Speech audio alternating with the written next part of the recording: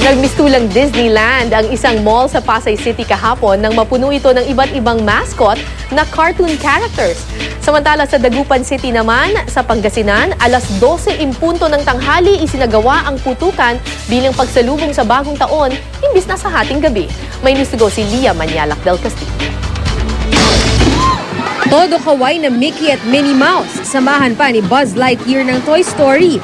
Hep hep, huwag isiping nasa Disneyland ka dahil kasama rin nila si SpongeBob SquarePants ng Nickelodeon, Bumblebee ng Transformers,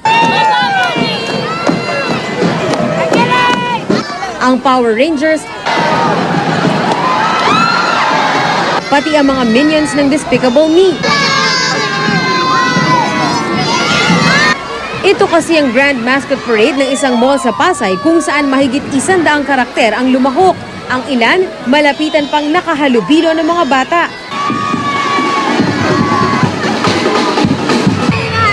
Mickey. Si? Mickey. Si Mickey Mouse? Opo. Bakit?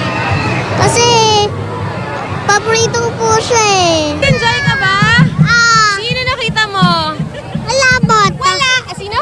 Labot. Robot? Oo. Nakita mo, nag-enjoy ka? Oo. Masaya ka? Oo. We want to start out the year with the celebration and with fun and laughter. At lahat ng famous characters in past movies, no, for children for this year are also featured here. Kasunod niyan ang engranding fireworks display.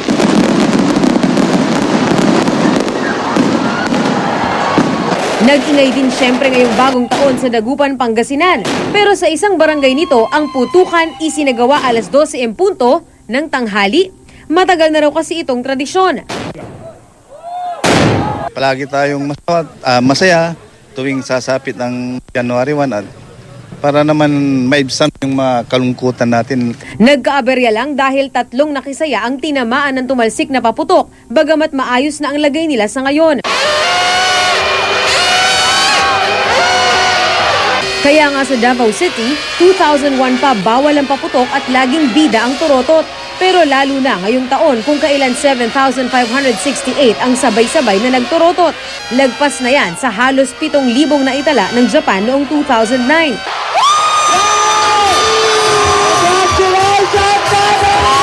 Inaantay na lang ang pagproseso sa naitala ng Davao City ng Guinness World Record.